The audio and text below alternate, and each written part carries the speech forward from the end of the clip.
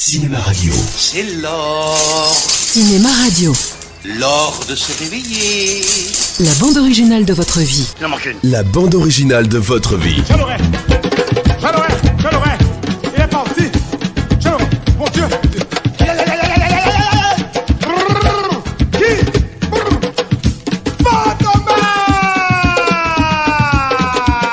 Louis de Funès ou l'art de la grimace cinématographique. Il décide tout bonnement. Ça avertit personne. Et même les acteurs de cinéma. Aux Antilles, ça fait nous la peine. 15e épisode, achat de la propriété des Maupassant, Fantomas contre Scotland Yard et les grandes vacances.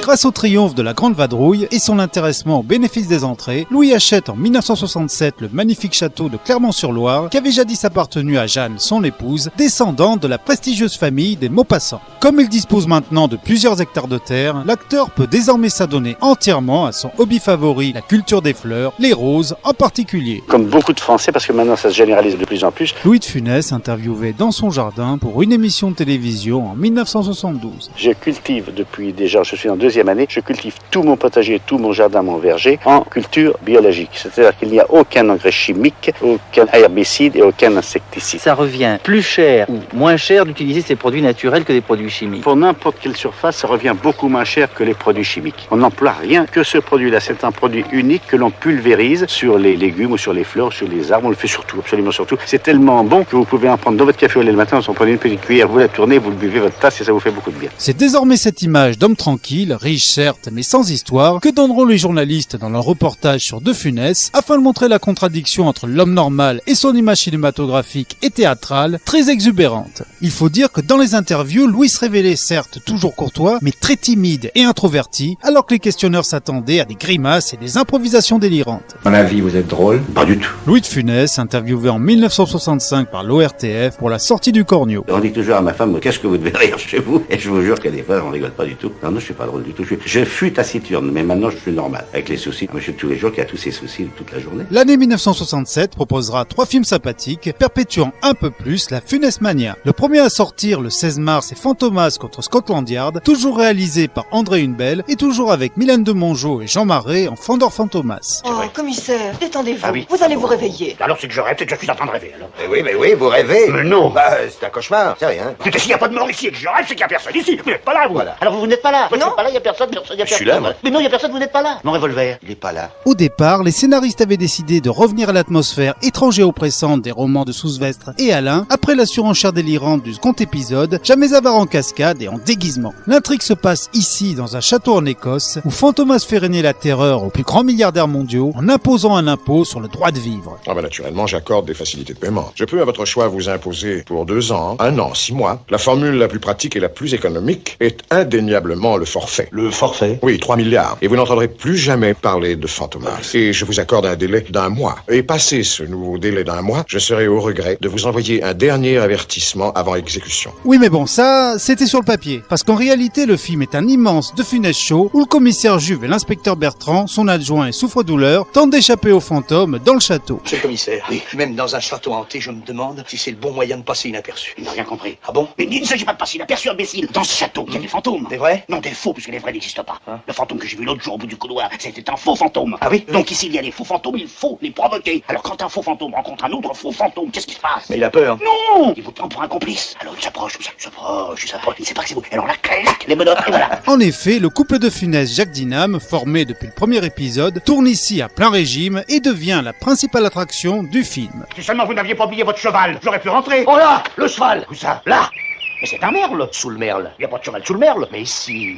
Ah ben je vois plus le merle. Vous voyez le cheval? Oui. Au-dessus. Ah oui, je vois le merle. Eh ben voilà. Sur le tournage, on ne pouvait pas dire que Jean Marais était particulièrement satisfait de cet état de fait. En effet, le rôle de Fandor avait été considérablement réduit sur ce 3e épisode, et en plus, l'acteur, qui avait à l'époque 54 ans, n'était quasiment plus en mesure d'effectuer lui-même ses cascades. On pouvait donc comprendre sa frustration de voir un acteur, second rôle dans plusieurs de ses films, et avec quasiment le même âge que lui passer devant grâce à ses grimaces et ses gesticulations.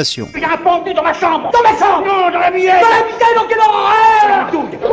pendu. On m'a dépendu mon pendu. Il était pendu là. Monsieur le commissaire a perdu quelque chose. J'ai perdu mon pendu. Il faut qu'on me le retrouve. M'entendez? Il faut qu'on me le retrouve. Je puis assurer à monsieur le commissaire que je n'ai rangé aucun pendu dans sa chambre. Il se fout toujours de moi, celui-là. C'est pour cette raison que malgré le succès au box-office de ce troisième volet, la saga Fantomas n'aura pas droit à une quatrième aventure, comme le laissait présager une fin ouverte avec la fausse mort de Fantomas.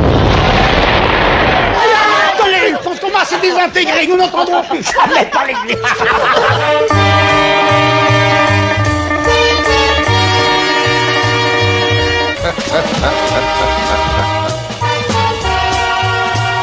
Et donc, Fantomas à Moscou, dont le scénario était quasiment écrit, ne verra jamais le jour. D'abord parce que les prétentions salariales de Funès étaient devenues beaucoup trop élevées, mais aussi et surtout à cause de la mauvaise entente entre lui et Jean Marais. Mettez le couvert de monsieur. Bien, madame. Donc c'est inutile, j'ai déjà déjeuné dans l'avion. Oh, monsieur goûtera bien mon flan breton avec une bonne gelée de mûre. Non, allez vous coucher, vous. Mais 2 heures d'après-midi? Oui, bah allez faire la sieste. Mais j'ai pas déjeuné. Bah vous mangez après. Après la sieste? Oui. Ce sera le dîner. Ah bah après le dîner, qu'est-ce qu'on fait? On se couche? Mais j'aurai toujours pas déjeuné. Alors que faire? Se coucher. Voilà.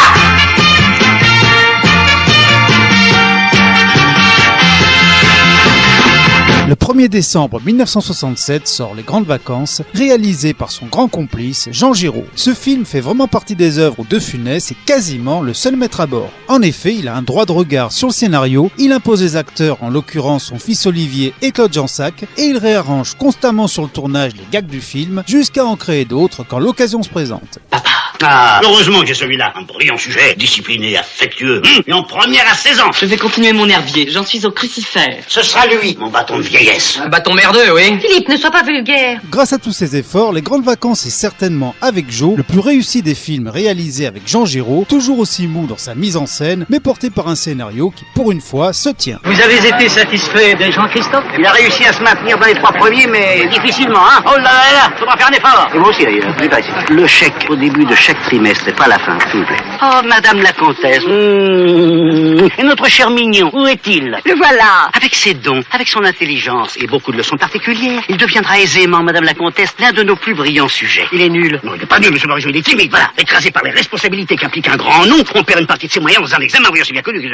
N'est-ce pas, Isolde? La barbe. Il a raison, il a raison. De Funès incarne un directeur de pensionnat pour gosses de riches qui envoie l'un de ses fils en Angleterre afin de maîtriser la langue. Mais comme ce dernier se fait remplacer par un autre élève afin de s'enfuir avec son amoureuse, De Funès va comme d'habitude multiplier les mésaventures afin de régler tous les problèmes. The day was good for you? Oh, splendid, thank you. I am very glad. Dites-vous, vous foutez de moi, là, en ce moment, hein? Vous foutez de moi, hein? J'en ai jusque là, je vais même vous dire la vérité, j'en ai jusque là. Oh, calmez-vous. Dorénavant, je suis sûre qu'ils seront très sages. Miss Mafarel, vous dissipez tous mes élèves avec vos tenues excentriques. Vous avez rendu mon fils idiot, regardez, un idiot. No compris. Je m'en fous! J'ai même failli être étranglé par un énergumène. Pas possible. Oui, si j'espère que vous voudrez bien excuser ce léger mouvement d'humeur. Allez vous coucher, vous. What? Go to bed! Si le niveau de cette gentillette comédie très marquée 60s n'est pas bien haut, elle propose néanmoins quelques séquences comiques bien senties, comme la scène du repas à l'anglaise où Louis forme un excellent duo avec le comédien débutant Maurice Rich qui jouera dans 5 autres films aux côtés de son parrain de cinéma. Qu'est-ce que c'est? Ce sont des huîtres dans de la soupe au lait. Ah, ça c'est étonnant. C'est délicieux. Delicious. Mange mon fils.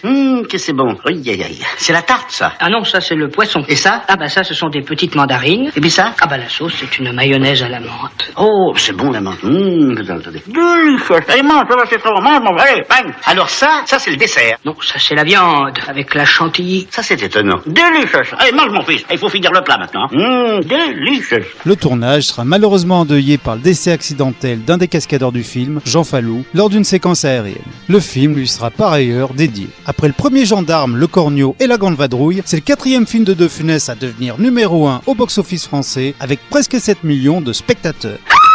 C'est moi! C'est moi! Voilà, c'est moi! Ah oui, c'est moi! Non, c'est pas vous! Entre ces deux films sortis en 67, s'intercalait une autre œuvre, la plus réussie des 3. Et ce film, c'est Oscar, qui méritait bien un épisode à lui tout seul.